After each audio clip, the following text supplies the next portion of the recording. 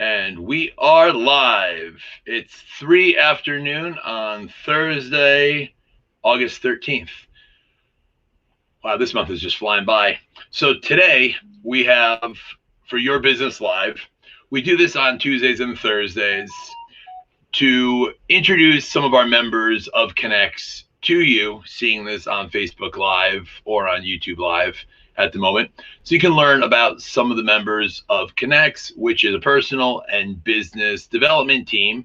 Together, everyone achieves more. We work together to support, encourage, promote, and refer to one another business. Today's guest is someone that, well, I guess I'll backtrack. I saw recently in Merrick, here where I live, they were looking for someone that may have exposed themselves to some children not too far from where I live. And that made me, like most parents, concerned to have our kids playing out front. And my wife and I were talking about it last night. There are a lot of sick people out in this world, and you don't know among ourselves who the sick ones are.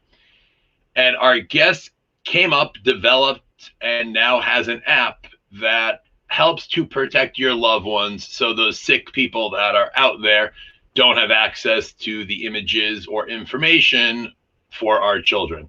So with that being said, I'd like to welcome on today our guest, Mr. James Fawks III. Good afternoon, James. Good afternoon. Well, it's not often that something relevant is in the news or media that I can comment on prior to the guest stepping up. And you being on is a little bit interesting, or more interesting to me, because I've not known very many people that have had the ability to develop an app. And many of the professions of people I speak to, although I might not be familiar with their area of business, I've known someone that has done it before. You are one of the few that has actually developed an app. If you could just start off by introducing yourself, and what is your background with computers, and how did you get to the point where you were able to develop an app? Yes, James Fawks, and I actually started off as an electrical engineer, and so that kind of gave me an introduction to computer programming, more of integrated chips. And I decided halfway through that that wasn't for me, not a good job market. And I switched over to computer science, which is where my software engineering degree comes from. And at that point, I had taught myself 6 or 7 computer languages. So it was just more of a natural fit for myself. What does that mean? What does that mean as far as teaching yourself multiple computer languages? I would assume it's just in the language that you're speaking. So computer language, there's a fundamental, and if you're going to get into computer science, you really want to learn the fundamentals. So it's a lot of logic based, if this, do that. Once you pick that up, you can really start picking up language because it's just syntax. So for me, my start was with my calculator in high school to learn math. So instead of studying, I would program math equations, and that's how I learned the math, the subject itself. No, I don't, because I copied off people like you who figured out a better way. With Photo Privy, what was your motivation? What made you feel that there was a need for what you created, and what exactly is it that you created? Like with anything, with a lot of people, you don't think about things until you have skin in the game. And it was actually the birth of my son that I really started thinking about, online privacy. Is it really fair to create a online presence for him at such a young age when he doesn't even understand what it means? And so he was really the inspiration for it. And once I started digging into alternatives, I started seeing a lot of gaps of companies weren't really transparent on how they were making money. And if the saying that goes on the internet, if it's free, you're not the user, you're the commodity. So that's kind of where Photo Privy comes in, is we're very transparent with our data model, how we're making money and what we use your data for. Back up. What do you mean by that as far as being the commodity? Explain that to me. So take Facebook, the elephant in the room. Facebook's free. how do they remain free? I mean, they got millions and millions of users, and the infrastructure to support it is very, very costly.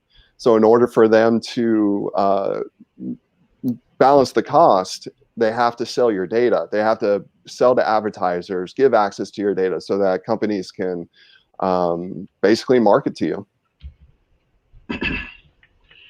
And is that true that if you upload a photo to Facebook, that it's no longer, you are giving your permission to where that image can be used by anyone, or it's fair game?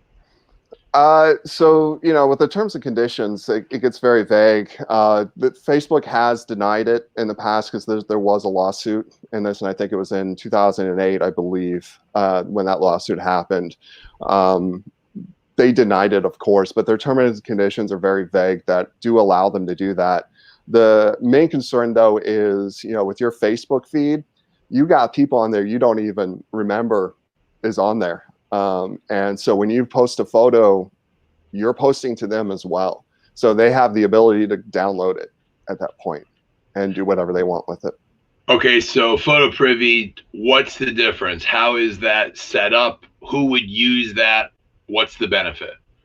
So the way it's set up is you create a photo album and you invite people in, and only those people you invite in can see it. You can set permissions to each individual user on what you want. So like for my wife and my son's album, she can post photos as well and collaborate on that album. My mother, for example, is just a follower. She can't do anything but follow it. So you're more control of who sees it, and it's kind of a reminder of exactly who is viewing your album, and is not mixed in with like the news or any other random post that you may want to give to your coworkers. So if you had to compare it to anything else that is currently out there, like what would you say it's closest or comparable to? So the closest I would say is there's a website called cluster.io that's very similar, but they're not very transparent on how they make money. There's 23 snaps, but that's more just specifically for kids. So photo privy, I wanted to make people at ease and understand how the company is making money so that they know and feel comfortable that their photos will not be sold to the highest bidder. So I don't pigeon myself just to kids and parents. You can create a photo album for anything. So for me, I have my homebrew up there so as well, and I invite people into that album. So you've got your albums for whatever your interest is, and then you can share the album with the contacts that you wish to. So if it's friends, drinking buddies of yours, and you want to share the homebrew album, you can, but you don't necessarily have to allow them into seeing pictures of your kids. That's correct. Got it. And who are you looking for? Like, what's your demographic that this is essentially who you're targeting? This would be the perfect app for them to use for whatever. So two main demographics. One is the new parents who are concerned about privacy, don't want to use Facebook, Instagram, any of the other platforms out there because they are concerned about their child's privacy, but their parents may live in another city and they still want to be able to share their photos. So that's the main demographic. And then the second demographic is just more of people who are concerned about privacy. It's the kind of thing where if I was sending, like I know with Shutterfly, if I sent an album, I can see if that album has again been shared. If I granted permission to, let's say, Sean, and he could see pictures of the wild, crazy weekend we had out in Vegas, is he able to share that album or share a picture out of that album without me knowing? No. So I can give you the URL to my son's album and you wouldn't have access to it. There's always, unlike Shutterfly, which does do, and there's other apps that do this, they kind of mix public and private. So a lot of times to share, they have to make the URL public.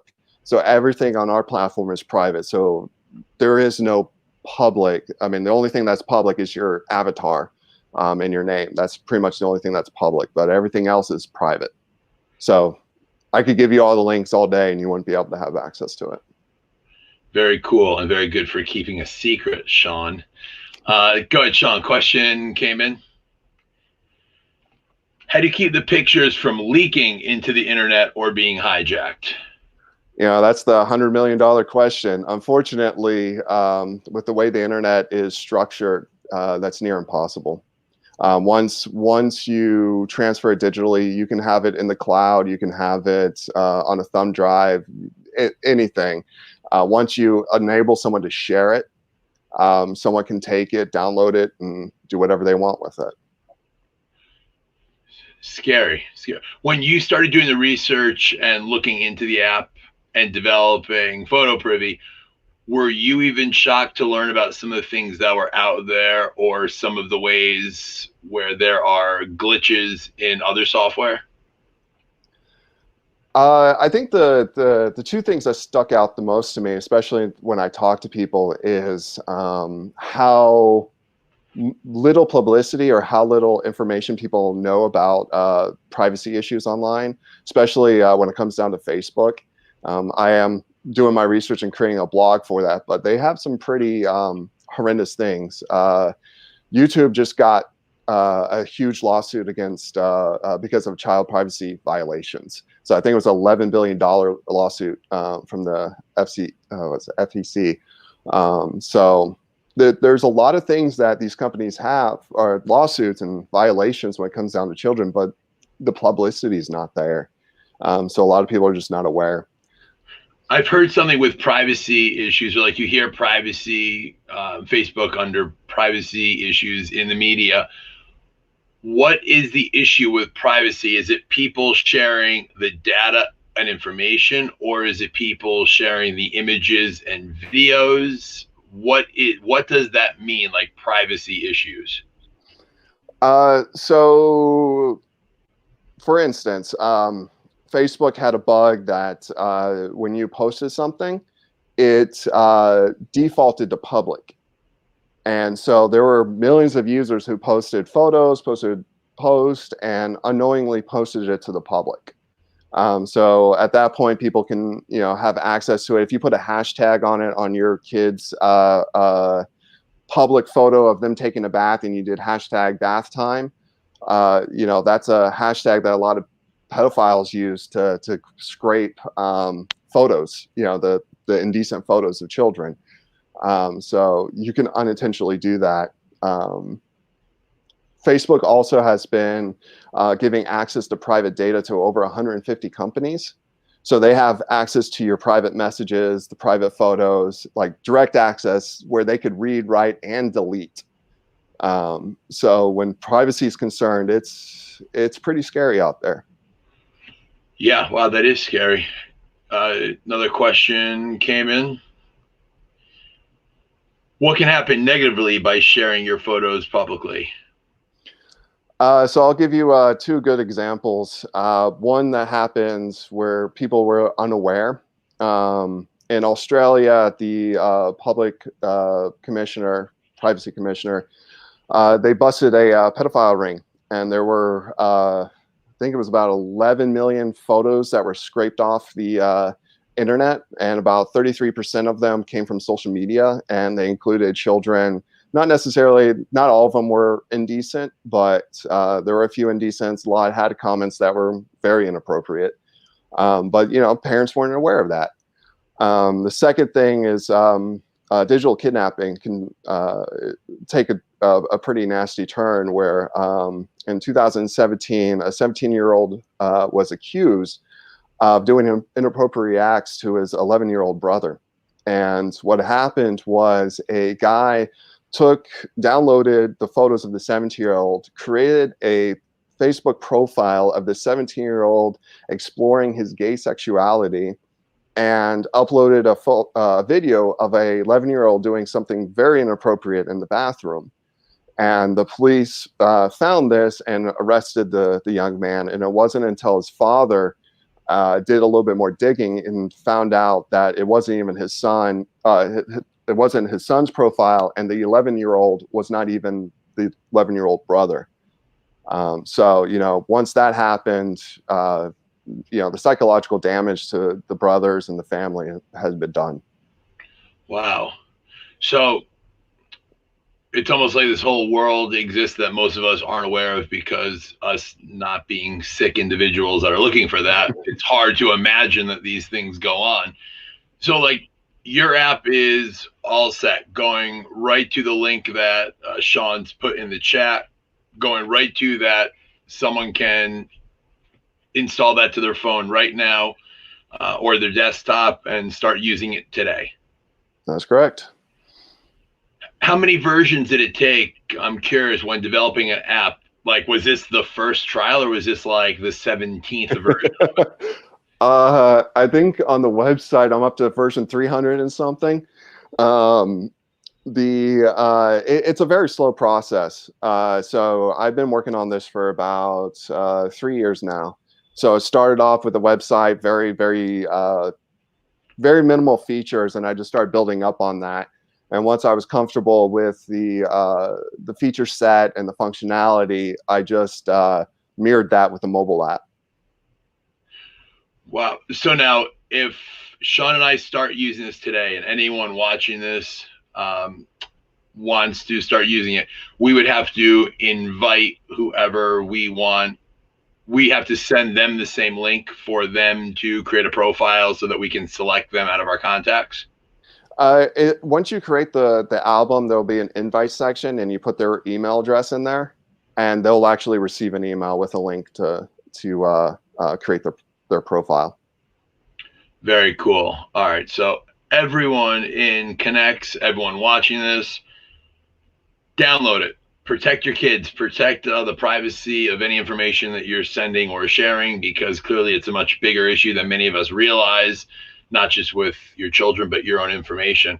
Sean, if you could put up contact information for James, if anyone wants to email him with any questions directly, as well as phone number, which will just go to an email and you can leave a voice message. I'm kidding.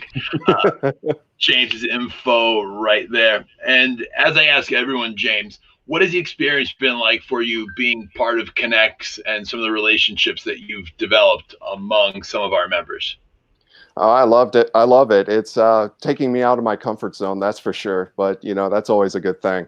The connections are very genuine. Unlike some of the other networking groups I kind of just visited and looked into, it's more about the human connection. Not, you know, it's not like Match.com where you're just trying to get, you know, laid. It's more like eHarmony, where you're actually building relationship person first, then business. Absolutely. And I don't think, with just in full disclosure, to protect all of the groups out there, I don't think anyone's joining for that purpose. But like, I didn't know that all this goes on with photos across the internet. Maybe it does. I don't know what goes on. But I know that if I use Photo Privy, I can protect the images that I send around. And I question any parents that are taking pictures of their children in the bath and putting them onto any platform. And I've always kind of wondered that, between kids sitting on a toilet or kids in a bath, I don't know why someone would share that. But what do I know about parenting, as my wife will tell you? Yeah.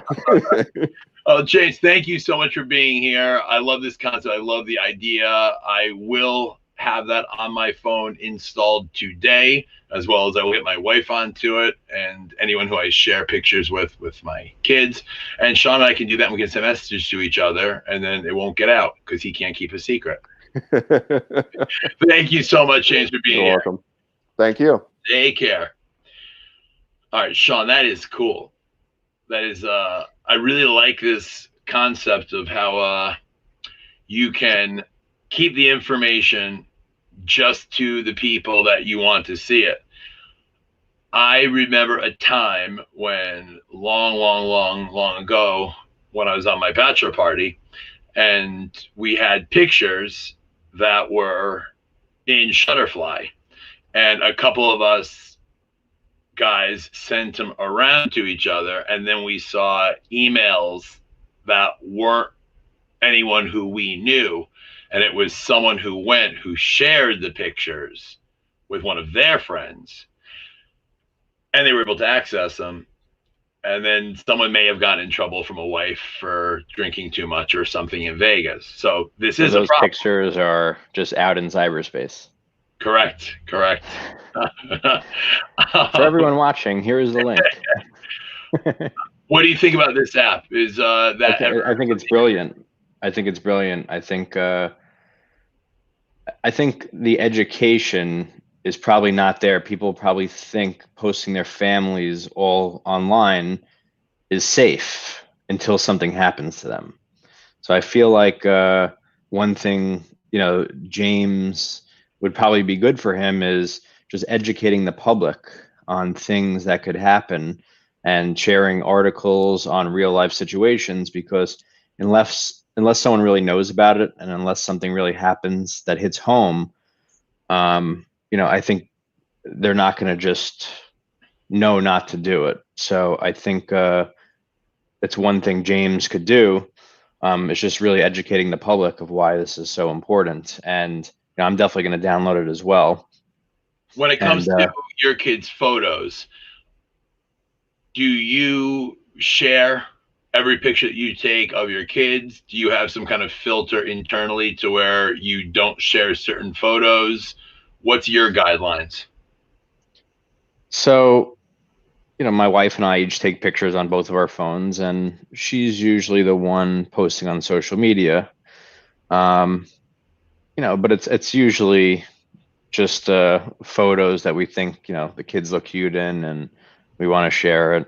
We're not posting if we take 200 pictures of them, maybe we'll post one of them. We're not posting a whole bunch of pictures from the weekend. It's usually one or two every here and there. And, it's maybe because they're wearing matching outfits or something that, we think it's cute. And I don't want to go down the road of saying anything inappropriate or gross here, so all joking aside, but with James sharing that, does it surprise you that there are people that are following hashtags like bathtub time or bath time? Does that surprise you that this is a problem out there? It doesn't. I have, part of my business, with cyber insurance, people's full-time jobs are to do things like this. So it doesn't really surprise me. So there is a market for things that you and I would just not even fathom of being appropriate or how people would actually monetize things like this, but it does happen. So, it doesn't surprise me, but we just have to do whatever we can, to protect ourselves and our families and our businesses. Absolutely. All right. So I will be, anyone seeing this, check out Photo Privy. I think it's a great concept, great idea, and great to support one of our fellow connectors. Those are people in connectors. Like that, Sean? So check that out. And well, I guess Sean can check out now so he can get to the key button to push so it'll scroll. James could rework this entire software so it would be done even easier. So if you like what you heard today about Photo Privy, get over there, download it, get that app, protect your family. I know all the good parents out there will. And if you like what you heard about Connexx, if you'd like to have your business featured here on Your Business Live, within a week, you'll have 500 to 1,000 views of people seeing your business and learning more about you. Many networking groups, they allow you to do a 5-minute presentation to the 10, 15, maybe 20 members that they have in their group. For Connexx, we now have 89 members as of this morning. 89 people will be seeing your information on this platform, in which we then share it out. So it will get many, many views. Many people will learn about your business. But we would love to meet you. If you're interested in attending one of our meetings, please check out getconnexx.com, register there. You'll get an email and a link. We have meetings on Monday night at 7:30 p.m. or Wednesday morning at 7:15 a.m. So morning or night, we've got one for you. And we will be back on Monday for Zoom at noon. We'll be back Tuesday and Thursday for our interviews next week. And we have our meeting Monday and Wednesday morning. So hope to see you at one of those. Thank you for being here today. Thank you, James. Thank you, Sean. Everyone, have a great day.